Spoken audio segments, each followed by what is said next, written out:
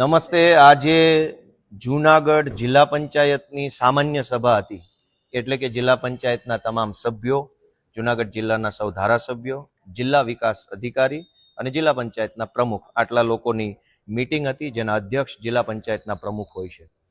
આજે ધારાસભ્ય ચૂંટાયા પછી પહેલી વખત હું આ જિલ્લા પંચાયતની સામાન્ય સભાના સભ્ય તરીકે મેં આજે આ બેઠકમાં હાજરી આપી છે। આ મારી પ્રથમ બેઠક હતી। આ પ્રથમ બેઠકની અંદર કુલ 15 જેટલા એજન્ડાઓ ઉપર ચર્ચા થઈ છે જિલ્લા પંચાયતમાં, જેમાં સૌથી મહત્વની બાબત જે મારા તરફથી રજૂ કરી છે, અત્યંત ગંભીર બાબત છે, જેનું હું જનતાનું ધ્યાન દોરવા માંગુ છું।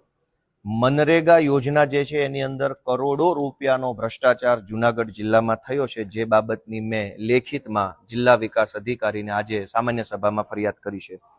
જેમાં WBM રોડ નવી ચાવંડથી જૂની ચાવંડમાં 16,21,000નો રોડ જે છે એ બિલકુલ કામ નથી થયું અને પેમેન્ટ જમા થઈ ગયું છે, પેમેન્ટ વપરાઈ ચૂક્યું છે। જૂની ચાવંડથી માંગનાથ પીપળી 16,21,000નો રોડ જે બિલકુલ બન્યો જ નથી અને એનું પેમેન્ટ સરકારમાંથી જમા થઈ ગયું છે। નવા પીપળિયાથી મોટા હડમતિયા રોડ 18,23,000, નાની મોણપરીથી ઈશ્વરિયા ગીરનો રોડ WBM રોડ 15,80,000 રૂપિયા, નવા ઝાંઝેસરથી જૂના ઝાંઝેસરનો રોડ 15,43,000 રૂપિયા, નવા ઝાંઝેસરથી ઝાંઝનાથ મહાદેવનો રોડ 16,52,000 રૂપિયા। આ તમામ રોડના પૈસા લેવાઈ ચૂક્યા છે, પરંતુ રોડ બન્યો નથી। આવી રજૂઆત મને ગામના આમ આદમી પાર્ટીના કાર્યકર્તા અથવા આગેવાનો તરફથી મળી છે, જે આધારે મેં રજૂઆત કરેલ છે। આ સિવાય હરિપુર, વિસાવદર તાલુકાના હરિપુર ગીર ગામમાં તળાવ ઊંડું કરવાનું કામ છે, 20,36,000 રૂપિયાનું કામ છે।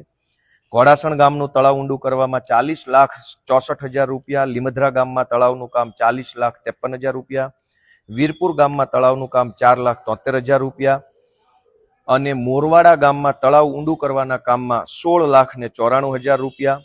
વાજડી ગામ, આ ગામનો પ્રશ્ન ગામજનોએ મને ધ્યાન દોર્યો કે એક જ કામ 2 વખત એના પૈસા લેવામાં આવ્યા છે। શમશાન પાસે કોઝવેનું કામ વાજડી ગામમાં એ 9,77,000 રૂપિયા અને ફરીથી એનો એ જ કોઝવે, પણ એનું નામ બદલી નાખ્યું કે કાંતિભાઈના ઘર પાસે કોઝવે રોડ, એનું કામ 3,59,000 રૂપિયા। પરબ વાવડી ગામે તળાવ ઊંડું કરવાના કામમાં 18,64,000 રૂપિયા, છોડવડી ગામે તળાવ ઊંડું કરવાના કામમાં 22,14,000 રૂપિયા, ઉમરાળી ગામે તળાવ ઊંડું કરવાના કામમાં 17,56,000 રૂપિયા, જૂની ધારી ગુંડાળી ગામે તળાવ ઊંડું કરવા બાબતે 18,23,000 રૂપિયા, રફાળિયા રોડ ઉપર ભેસાણમાં પરસોત્તમ બચુ કાપડિયાની વાડી પાસે કોઝવે બનાવવાના કામમાં 13,18,000 રૂપિયા ચૂકવી દેવામાં આવ્યા છે, પરંતુ ગામજનો એવું કહે છે કે આવું કોઈ કામ થયું નથી અથવા તો થોડું ઘણું ફોટો પડે એટલું કામ થયું છે, બાકીના પૈસા ખવાઈ ગયા છે।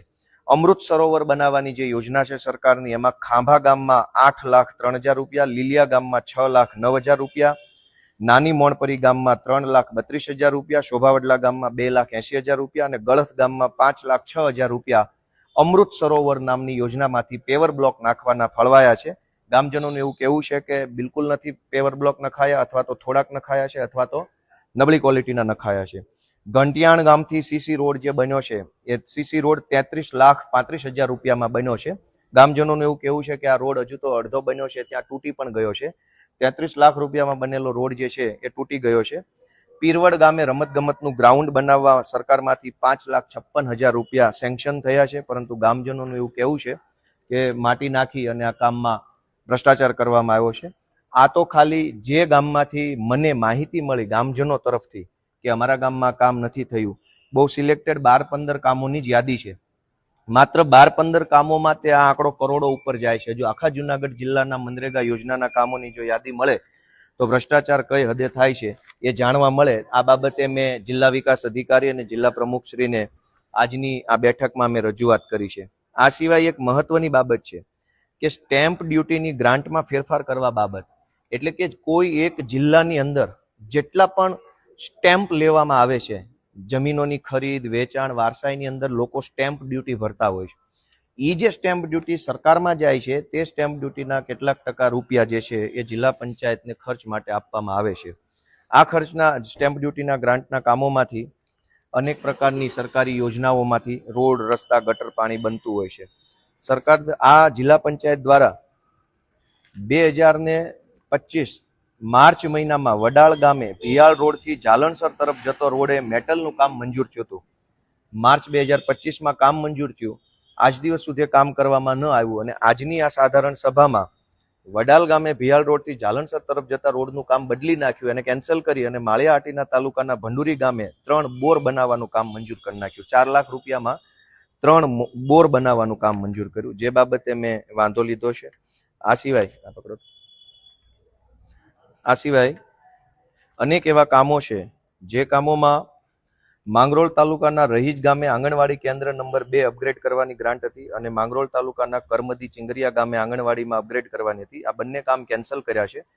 હવે આ કામો ફેબ્રુઆરી 2025માં મંજૂર થયા હતા. ફેબ્રુઆરી 2025માં મંજૂર થયેલું કામ ચાલુ ન થયું ને અંતે એને કેન્સલ કરી દેવામાં આવ્યું ને એની સામે પેવર બ્લોકનું કામ માંગરોળ તાલુકાના માનખેત્રા ગામથી કલતપુર ટીંબા તરફ જતા રસ્તે સાંગાભાઈ ગલ્લાભાઈના ઘરેથી પૂંજા મેરખીના ઘર તરફ પેવર બ્લોકનું કામ મંજૂર કરી દીધું છે. જે આ બધી વહીવટી બાબતો છે, પણ આ ખરેખર ખૂબ ખોટું થઈ રહ્યું છે. આવી રીતે ન હોવું જોઈએ એ બાબતે મેં રજૂઆત કરી છે. એક ઇન્ટરેસ્ટિંગ પોઈન્ટ એ છે કે બલિયાવડ ગામે ગોપાલ ગામ વિસ્તારમાં સીસીટીવી કેમેરાનું કામ ફેબ્રુઆરી 2025માં મંજૂર થયું હતું. આ કામને આજે કેન્સલ કરી અને એની જગ્યાએ માળિયાહાટીના તાલુકાના લાઠોદરા ગામે વોકળા ઉપર પૂર સંરક્ષણ દિવાલનું કામ મંજૂર કરવામાં આવ્યું. ભાજપની બહુમતી છે તો એ ધારે કરી શકે છે. ઈવનગર ગામે ગ્રામ પંચાયત વિસ્તારમાં સીસીટીવી કેમેરાનું કામ મંજૂર થયું હતું, એને આજે કેન્સલ કરી અને માળિયાહાટીના તાલુકાના પાણીદ્રા ગામે પૂર સંરક્ષણ દિવાલનું કામ મંજૂર કરવામાં આવ્યું છે. આ સિવાય એક મહત્વના મુદ્દા ઉપર મેં મારો સામાન્ય સભામાં વિરોધ ઉઠાવ્યો છે. એ બાબતનો વિરોધ છે કે આ બહુ જનતાએ જાણવા જેવો વિષય છે.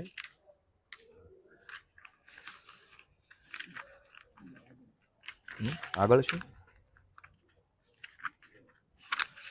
સામાન્ય સભાની અંદર સામાન્ય રીતે ચૂંટાયેલા નેતાઓ શું કરતા હોય છે એ આમ જનતાને ક્યારેય કોઈ કહેતા નથી, કેમ કે બધાની ભાગ બટાઈ સરખા અંશે ગોઠવાઈ ગઈ હોય છે. એજન્સીઓમાં ભાગ હોય છે ને બધી જગ્યાએ, પણ મારે એવું કઈ કરવાનું નથી. એક ઇન્ટરેસ્ટિંગ વાત આજની સભામાં એ છે કે ભેસાણ તાલુકાના ગળથ ગામે નદીના સામા કાંઠેથી સ્મશાન સુધી પૂર સંરક્ષણ દિવાલનું કામ બનાવવાનું સરકારી કામ 3 તારીખ ફેબ્રુઆરી મહિનો 2023માં જિલ્લા પંચાયત દ્વારા મંજૂર થયું. ફેબ્રુઆરી 2023માં ભેસાણ તાલુકાના ગળથ ગામે પૂર સંરક્ષણનું કામ મંજૂર થયું. એ સિવાય ભેસાણ તાલુકાના ગળથ ગામે કાંતિબદાના ઘરથી ઢોળવા તરફ જતા રસ્તા પર પૂર સંરક્ષણ દિવાલનું કામ પણ 2023ના ફેબ્રુઆરી મહિનામાં મંજૂર થયું. આ બે કામો ફેબ્રુઆરી 2023માં મંજૂર થયા. એ બંને કામો આજ દિવસ સુધી ચાલુ જ ન થયા. કોઈ સરકારી પ્રોસેસ ન થઈ, કામ મંજૂર થઈ ગયા પણ આજ દિવસ સુધી કંઈ કામ ન થયા. આજે આ જુલાઈ 2025ની સામાન્ય સભામાં આ બંને કામો કેન્સલ કરી દીધા કે ભાઈ હવે તો આ કામો થતા નથી.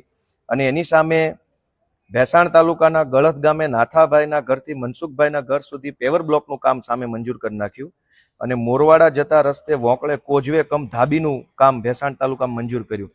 જે કામ 2023માં મંજૂર કરવામાં આવ્યા છે એ 2025 સુધી ચાલુ નહીં કરવા પાછળનો ઈરાદો શું છે, શા માટે ચાલુ નથી, ત્યાં આ બધા પ્રશ્નો મેં પૂછતા મને કોઈ બહુ સંતોષકારક જવાબ મળેલ નથી. એક સારી બાબત એ થઈ છે આજની આ મીટિંગની અંદર કે ભેસાણ તાલુકાના રાણપુર ગામે જે શૌચાલયની ટાંકી જે છે સાફ કરતી વખતે 2 સફાઈ કામદારોના દુઃખદ મૃત્યુ થયા હતા. એ બંને સફાઈ કામદારોને સરકાર તરફથી 30 લાખનું વળતર મળવા પાત્ર છે. જિલ્લા પંચાયત દ્વારા 60 લાખ રૂપિયા મંજૂર કરવામાં આવ્યા છે. આજે જે બંને સફાઈ કામદારશ્રીઓના મૃત્યુ થયા છે બંનેને 30 લાખની સહાય જિલ્લા પંચાયત હસ્તક સરકારશ્રી દ્વારા કરવામાં આવનાર છે. આજની આખી જે સભા છે એની અંદર અનેક પ્રકારના બીજા એક મહત્વનો વિષય એ હતો કે એજન્ડા નંબર 13 કે 2024-25ની ગ્રાન્ટમાંથી જે સરકારી કામો મંજૂર થયા છે એ સરકારી કામોની મુદ્દત વધારવા માટેનો એક ઠરાવ આમાં આવ્યો હતો. સામાન્ય રીતે કોઈ પણ સરકારી કામ નિર્ણય થાય ત્યારે એની ટાઈમ ફ્રેમ નક્કી થઈ હોય કે આ કામ ક્યારે ચાલુ થશે અને ક્યારે પૂરું થશે. આમ છતાંય જે કાંઈ રાજકીય વ્યક્તિઓ કે મિલીભગતવાળા હોય છે વારંવાર સરકારી કામની મુદ્દત વધારે. જે કામ 2025માં પૂરું થવાનું હોય એનો ઠરાવ સામાન્ય સભામાં આવે કે હજુ આને 1 વર્ષની મુદત વધારી દઈએ છીએ, હજુ 1 વર્ષ મુદત. તો આજે મેં સામાન્ય સભામાં એ વાતનો સખત વાંધો નોંધાવ્યો છે કે જે કામ જે ટાઈમ ફ્રેમમાં નક્કી થયા હોય એ કામ એ સમય મર્યાદામાં પૂરા થવા જોઈએ. હવે કોઈ કુદરતી પરિબળ ન હોય, માનો કે નદી ઉપર બ્રિજ બનાવવાનો છે, ચોમાસું આવી ગયું તો સ્વાભાવિક છે કે કામ સમય મર્યાદામાં પૂરું નહીં થાય.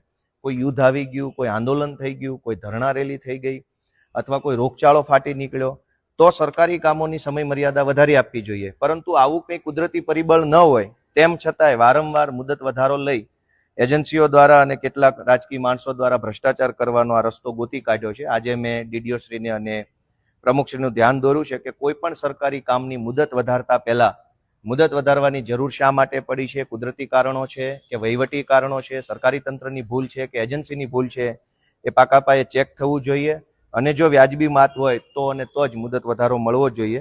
આ પ્રકારે આજની જુનાગઢ જિલ્લાની સામાન્ય સભામાં મેં હાજરી આપી હતી. મારી પ્રથમ સભા છે. આ મિટિંગની અંદર અમારા રાજુભાઈ બોરખતરિયા સાહેબ, અમારા પ્રવીણભાઈ રામ સાહેબ, અમારા પ્રવીણભાઈ સાહેબ મકવાણા, આ બધા વડીલોએ હાજરી આપી, મને માર્ગદર્શન પૂરું પાડ્યું છે. અને જનતાને પણ જાણવા મળે, જનતાનો હક છે કે ભાઈ તમે જેને ચૂંટણીમાં મત આપ્યા છે એ માણસ શું કરી રહ્યો છે, જાણવાની બધાને હક છે.